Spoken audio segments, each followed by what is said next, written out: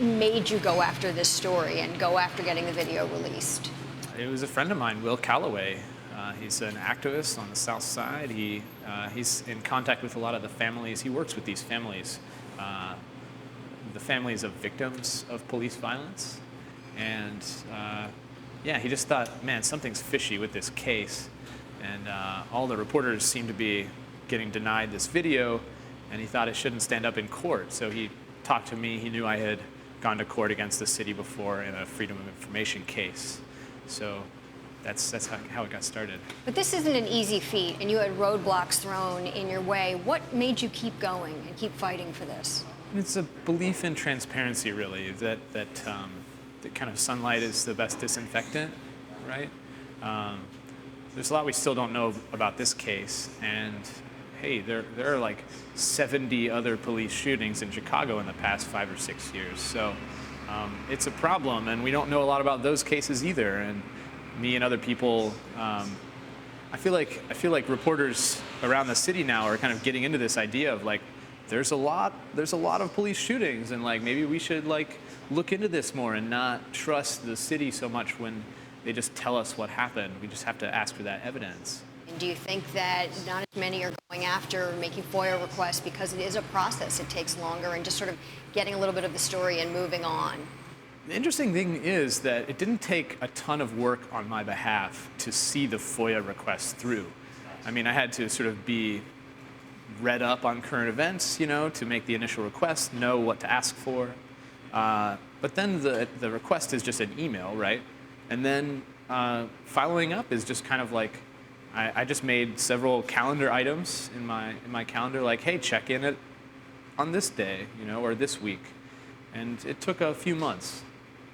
There was word out about what might be on this videotape. So there was some of it that had been disclosed, but no one had actually seen it. The family did not want it released.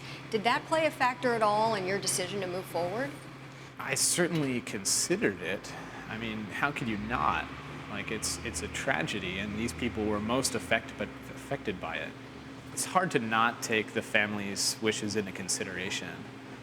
I knew that the family of Laquan McDonald didn't want the video to come out, and it must have been hard for them, you know, to have this discussed in the public sphere, whether the video of their son's death should be, you know, bandied about on the internet. But to me, doing right by Laquan's memory is changing the systems that are in place that allowed the murder to happen and that allowed the city to keep it quiet for so long. Did you expect the outcome that you saw, the way it played out, once the judge ruled that the video was released? Did you expect there to be more protests, the political fallout that we've seen in the last few days? It's hard to know what to expect. I hoped there was some real reform, and the political fallout that you speak of,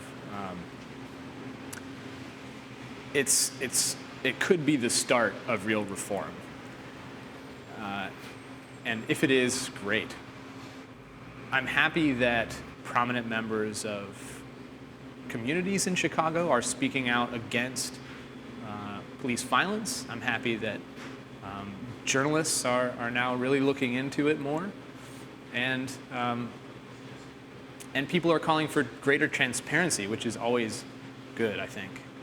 Do you think that if the video hadn't been released, that this officer would have walked and never been charged? I think the evidence points to yes. You know, as best an educated guess as I can make, the answer is the officer may not have faced penalties. A lot of police shootings, not all of them, certainly, police do have a tough job, but a lot of police shootings should be investigated further.